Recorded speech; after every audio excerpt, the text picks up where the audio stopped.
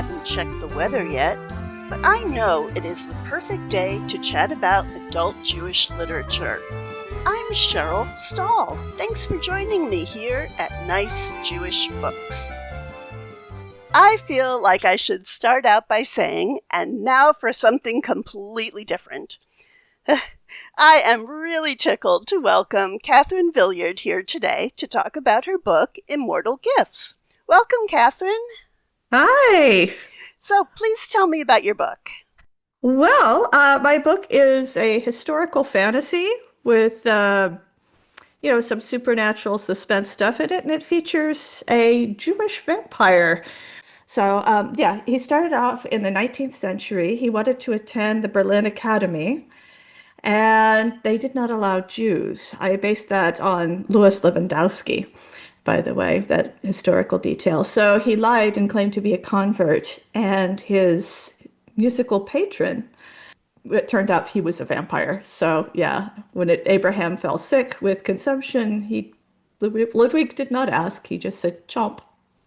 I want to save your life, chomp." He So wanted to preserve his musical gifts. yes, very much so. It's great. This book has so much going on, and I want to dive into all of it. But I Excellent. think at its heart, it's a love story, because we start out with him and Destiny, his mortal wife. Uh-huh. And how can an immortal being make a life with a mortal one? So can you reflect on that? That was very much, I was feeling, when I was writing this book, it was during the pandemic. And so I was at home by myself with no one but kitty cats. And, kitty cats have very short little lives. So a couple of them, just sort of, unfortunately took that opportunity to do what mortals do. So yeah, as part of that, I was thinking very much about mortality and one lifespan being a lot longer than the other. So that was part of what led me to think along those lines. So we are going to be talking more about cats, because Abraham has cats. He does. But so Abraham is obviously the immortal one, Yes. and he very much wants to make his beloved Destiny a vampire also, so that they can share his lifetime together, not her lifetime. And she really vehemently opposes it, saying that it's part of the cycle of life to die, that it's not that she wants to die right away, but that she accepts that that's what happens, that that's a natural thing. Very much. One could argue, and Destiny would, that the finite lifespan is part of what makes things meaningful. Because, there's actually two different schools of thought with immortality that you hear about in TV tropes and things like that. One school of thought is who wants to live forever, and the other one is immortality is awesome. So, if your immortality is awesome and, Abraham's patron very much thinks that immortality is awesome, it's like, oh, well, I have all eternity to go ahead and look at my, pursue my interests and all of my, interesting things. And, I don't have to worry about time. I don't have to worry about running out of time. I can just all the time in the world. Well, yeah, on the other hand, who wants to live forever? Well, is immortality really that awesome if you're outliving everybody that you love? Right. And And that's a little bit of a running joke in there, is that Abraham started as a talented violin player, and a couple hundred years later, he's an amazing violin player because he's had hundreds of years to practice. very much, yes, yes. Yeah. Oh, well, if I wasn't, I've been practicing for over 100 years, so if I'm not any good by now. Right, yeah.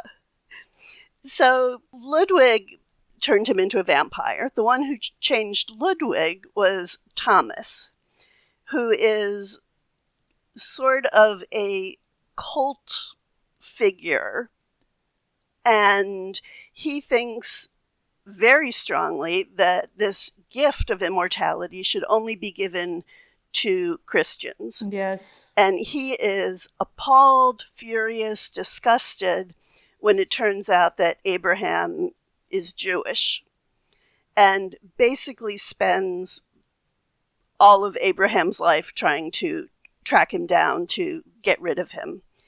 So I was thinking about dealing with anti-Semitism today.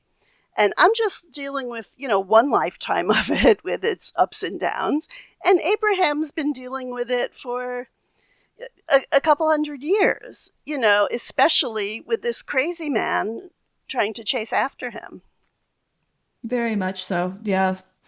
Uh, yeah, I was very interested in that. Just I felt like it was a timely subject, which it is.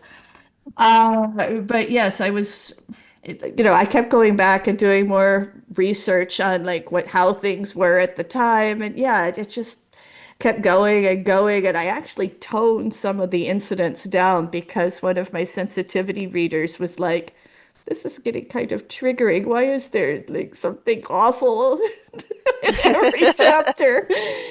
So yeah, okay, so I toned it down a little bit. I feel like a lot of his resilience is actually coming from his love of music and from the fact that he loves, destiny. He loves cats. He loves living things. Yeah.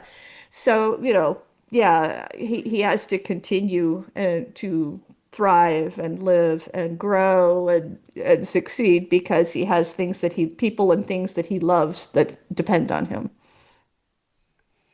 So one of the other things I loved about this book is how much thought you, through the mind of Abraham, gave to what it means to live a Jewish life as a vampire. He was raised, well, now we would call it an Orthodox household, but that's what do you call it? Historically an oxymoron, kind of. It's a out of its time context. Yes. It's before Reform and yeah. Conservative and Orthodox were split. Anachronistic, Yeah. Thank you. So he was raised in a traditional household, and these issues really mattered to him. Do you want to talk about a few that were really on his mind? Sure. For example, one of the ones, the most obvious one is blood. Blood is not kosher. And, if that's the only thing you can eat, he spends a lot of time thinking about, okay, is that covered by pikuach nefesh? Is that like, how do I go? Should I talk to my rabbi about the most halakhically valid way to be what I've become? I don't know. Oh dear. So that was one. Let me just interject. So pikuach nefesh is the value or the statement that you can break any of the commandments in order to save a life. Yes. And so he's wondering, does his life, his state of being, count as human? Yes. count as human enough to apply for Yeah. pikuach nefesh? Yes. Okay, so sorry, go on. So there's that. He also worries about attending services because there are taboos for the Kohanim and for contact with corpses, dead bodies. And he's like, do I count as dead? Am I dead? Am I going to like nullify blessing for my entire community? What's going on with that? And also, he doesn't want, if he was going to walk to services, like, the sunlight thing applies. So, that's not going to work out for him very well. Let's see. He tries not to use the mikveh himself because there are taboos about like, am I dead? Will I harm the mikveh in some way if I go in? So yeah, he puts a lot of thought into these. Yeah. And I can just so easily picture groups of Jews sitting around with beer or wine or their drink of their choice, really getting into these issues. It's so serious and so fun at the same time, how all these rules would apply. Oh yeah, yeah. I actually, if you go out to Judaism Stack Exchange, which is Miyodea is what they officially call themselves on there. Yeah, they actually have a Purim Torah argument or discussion on if a friendly neighborhood vampire wants to convert, and I like really enjoyed a lot of the answers that they had on that. So. Oh, I'll definitely have to check that out. That sounds like fun. So modern life seems like a mixed bag for vampires. because on one hand, we have blood banks now, and Abraham mostly survives on expired blood donations. And we have known diseases such as porphyria, don't know if I'm saying that right, which is there are people who have an extreme sensitivity to sunlight and can't go out in the sun. So he can claim to have that. But on the other hand, it's harder to create new identities and move from place to place without being tracked in a way. So can you kind of talk about modern life for this 19th century guy? Oh, modern life. I mean, he has more ways to kill time during the day, you know.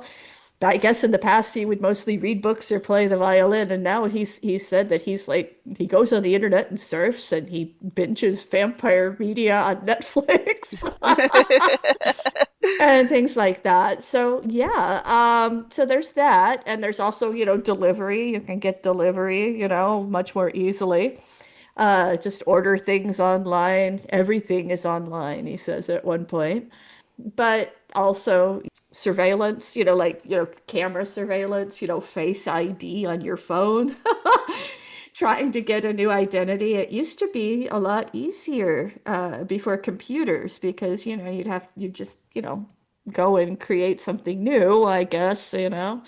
I'm not really an expert on fake identities, I'm afraid. But I do know that it used to be a lot easier back in the days before computers, and now, like, you know, all of the birth records are online, all of the death records are online, you know. So yeah, yeah, he does have a friend, his patron, who, you know, was very interested in things like calligraphy and other things like that. Apparently, used to be his source for fake identities, and yeah, apparently Ludwig is still working on it, but he has not gotten into computer hacking. So,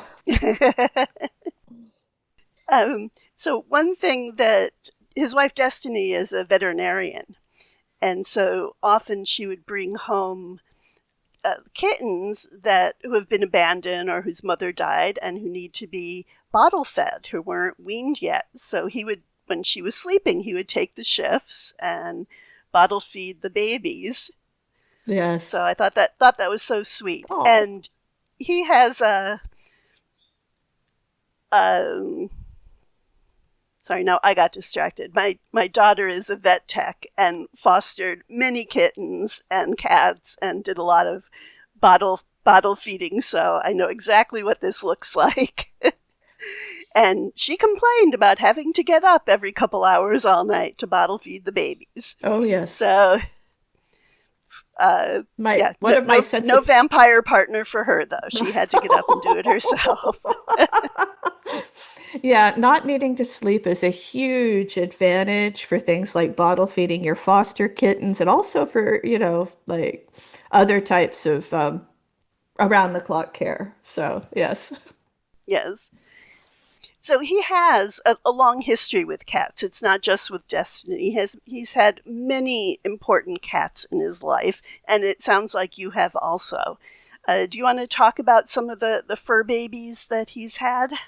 Oh my goodness. So, the first one is like I have him, he's supposed to be like 11 years old, and he goes outside and there's like a mother cat and her babies, and he talks his parents into adopting them. And of course, you know, his mother's initially like, "Oh, we don't have animals in the house." And his dad's like, "Oh no, no, she does a problem." You know, he's a sensitive boy. So yes, that was Malka, and then she had a litter of four kittens with her. He adopted them and brought them upstairs, and like, but mommy, you know, the Torah says I'm supposed to feed my animals before I feed myself. So I have to feed the kitties before I come to dinner. So yes, there's that. Then, like when he first becomes a vampire, one of the first things he does is he saves a cat. You know, there's one in the basement where he's like desperately hungry and looking for rats, and he ends up like moving under a bridge with this cat and her kittens as well. So that's Rebecca. She is a brown tabby, and he describes like her training her kittens to mouse by doing the little pantomime ballets where she throws mice and rats up into the air and mimes chasing them for the kittens. And yeah. So there's that. When he's in a really rough spot in the Victorian era, like psychologically, his friend gives him a little orange and white kitten, and he carries her around. He names her Devra, which means bee, because she sounds like she's buzzing when she purrs. She sounds like she's buzzing like a bee. So there's that. So yeah, he has a cat in pretty much every era, but the modern ones he has are Victoria and Ivan, and also Destiny's Kitty and Nana. And these are all based on kitties that I have had in the past too. So Victoria is the sweet older lady. She's like a sweet black and white cat who's very social and charms everybody. And look how cute I am. I'm very cute. Is very sensitive to moods and so on and so forth. Ivan is also very friendly, but like in a more like, oh, you are a human. You must be here to see me. Hi. You're here to pet me, right? Here I am. And Inanna is a tortoise shell of Destinies that with Destiny she's like a perfectly normal sweet friend sweet cat, but when Destiny is out of the house she gets told by people who come by to work, like the landlord, your cat attacked me. She growled and launched herself at my chest. So yeah, They those are the definitely ones. all have their own distinct personalities. Thank you. I tried. Like real cats, they all have their own way. Yes. So, did you want to talk about what happens with the cats? I can. Victoria is a very old lady, so unfortunately, kitty lives don't last forever. So there's that. Ivan gets a saddle thrombus, which if you were a veterinarian, you're going, oh my God. And if you're not, that If you're means what? not, oh, I'm sorry. If you're not, that is a blood clot that hits the vein that goes to the lower body, so it blocks all blood flow, basically like to where it branches out to the legs. I'm making gestures like they can see me. I'm so sorry. So yeah, where like the vein branches out to go down each leg, it blocks there and blocks all the blood flow to the lower body, and it is a really unpleasant condition. And they say that I've had cats get this too. So yeah, your cat has basically a 33% chance of surviving this, and they may or may not regain the use of their legs and paws, and it's really unpleasant. So yeah, Ivan is cured of saddle thrombus by vampirism. So It's happened so soon after Victoria died, and he's still grieving her, and he just can't bear to lose another cat. yes, exactly. And so yeah, it's not something he's tried before. It's not something you would just like, oh, I think I'll be a mad scientist and test it. But he also, Ivan didn't really have much other choice for that. So, and luckily it works. So now we have like, uh, an immortal cat, which who doesn't want their pets to be immortal? Well, Destiny is initially appalled at this. Yeah. As much as heartbroken as she would be, again, she recognizes that this is what happens. Yes, she recognizes that, death is part of life. Like beginnings have ends. And so, yeah, she is, wow, what did I just sign up for? Is this like Pet Cemetery? Is this gonna change his personality? This is messy. So I won't take it further, but there are some adventures involving Vampire Ivan, so we'll leave that to the readers to catch up on. So I want to go back to the relationship between Abraham and Ludwig, the man who changed him. So initially, Ludwig is also appalled that Abraham turns out to be Jewish, but it's really just because Thomas told him to, and because of just kind of the ambient anti Semitism at the time. He'd never met anyone Jewish, he didn't know anything about Judaism. Um, and I really liked their relationship, and I want you to talk more about it. Because, I mean, we're living in an age also of increased homophobia, increased awareness, and then the homophobia that goes with it.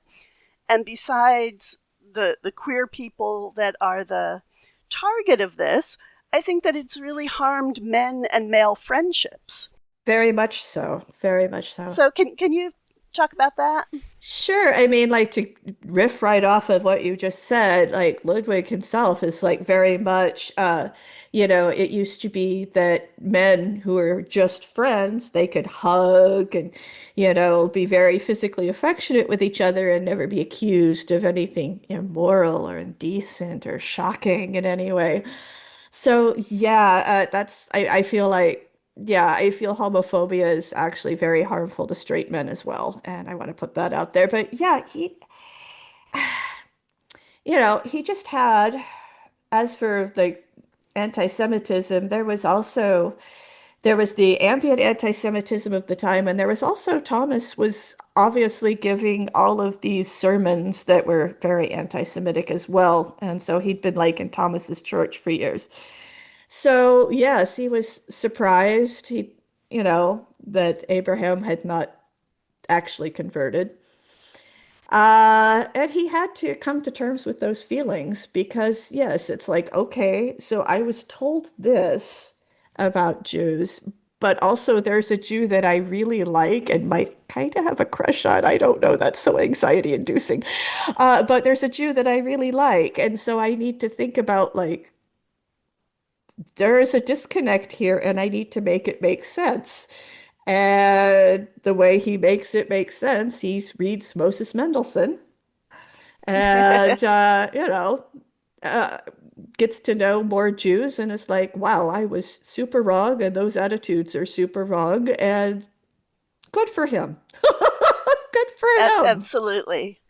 And it showed that they really have what develops into a very intimate relationship. They're a constant for each other as Abraham has to keep moving to hide from Thomas. And Ludwig helps, as you said, build new identities. And it's an intimate relationship that isn't a sexual relationship. That Ludwig may or may not have this crush on him, but basically they're really dear friends. Very, very much so. Yeah, whether there's a romantic element or not, there is definitely a deep platonic love there between the two of them. And Ludwig doesn't have to help. I mean, he could just go about his life and read his books and go to concerts, but he's like, no, I value this person. And also, I refuse to miss a single concert. So, so of course, he goes to with it. So a lot of times the quote unquote payment for new identities and all this is that Abraham play for him. Yes. So did you have to do any research for this book?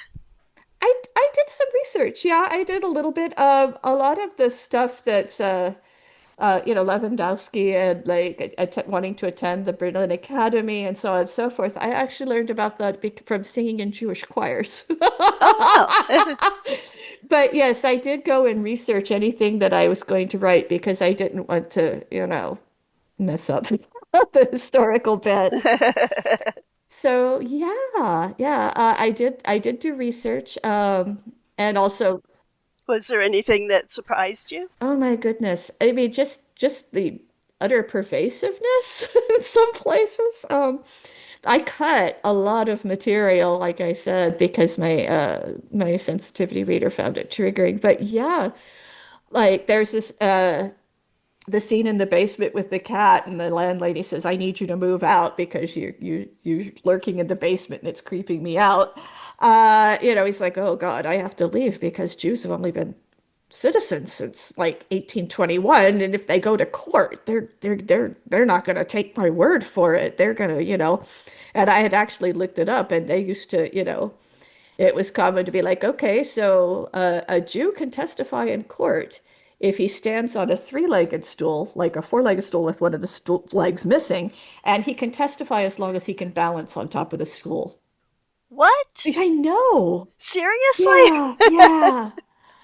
Yeah, and Wow. and there are also like a lot of special Jewish oaths that you had to do before testifying, and those were designed to be degrading. It's like you have to go in and stand on a sow's skin and say, "If I am lying, may God strike me and my people down, blah blah blah. It is my fault that Jesus died, blah blah blah." Yeah, yuck. So, yeah. Wow. Yeah. So, is there anything you would like to bring up about the book that I haven't thought to ask you about? I feel like I am kind of attached to the Victorian, the Victorian London period, which, yeah, my sensitivity reader and I were, there's, I actually included stuff in the book because she was surprised by this, but she was like, this is terrible. You've got like, British Jews speaking Yiddish and serving cholent. And I was like, no, no, that's actually accurate because there were pogroms, the Pale of Settlement, and a lot of these people moved to London and to New York during that period. So yeah, Whitechapel in London was very, very Jewish at that time. If you look at photographs, there are, like pictures of stores with Yiddish signs on them, and like there are existing Yiddish newspapers from the time from London. So yeah, yeah, that was actually very interesting to me. Yeah, the first Jews in England were Sephardic, Yes. who came over, during the expulsion or from Holland, Yeah. expulsion from Spain or later from Holland. But then they were expelled from England. So Yeah. this is a new wave of Jews coming in, of Ashkenazi Jews coming in. Yes. Yes. And I actually knew about that one as well from a completely different and kind of dorky reason is Jack the Ripper. Okay. Jack the Ripper was terrorizing a Jewish neighborhood. And also there was the Gulston Street graffito says that the police actually erased this graffiti because they thought there would be riots. The graffiti was "The Jews are the men who won't be blamed for nothing." Huh. And somebody was saying that, like, oh, well, the killer, since they're attacking Whitechapel, it's obviously a Jewish killer, and the Jews are protecting their own, which, please. But that's where I originally learned that Whitechapel was very Jewish. All right.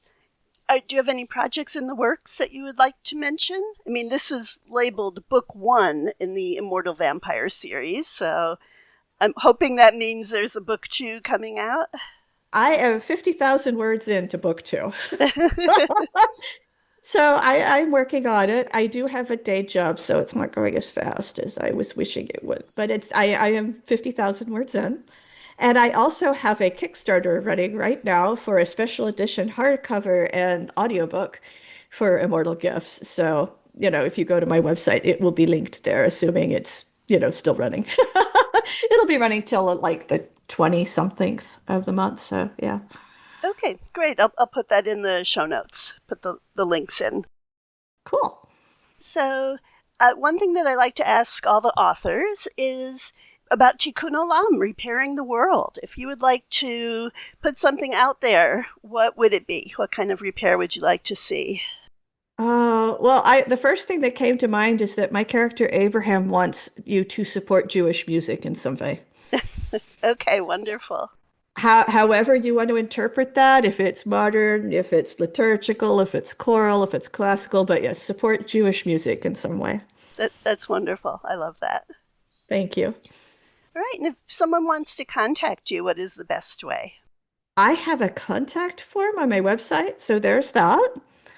And I do have an author Facebook, and I have an author Instagram, and all of the social media things, Mastodon, Blue Sky. I'm on all of the things. There's actually on my website, there's a contact page with all of the things. So, All yeah. right. Wonderful. All right. Well, Catherine Villiard, thank you so much for speaking to me about Immortal Gifts. I thoroughly enjoyed it, and thank you for the conversation. Oh, thank you so much for having me. I really appreciate it. My pleasure. If you are interested in any of the books we discussed today, you can find them at your favorite board and brick or online bookstore or at your local library. Thanks to Dianki for use of his Freilich, which definitely makes me happy. This podcast is a project of the Association of Jewish Libraries, and you can find more about it at www.jewishlibraries.org/nicejewishbooks. I would like to thank AJL and my podcast mentor, Heidi Rabinowitz. Keep listening for the promo for her latest episode.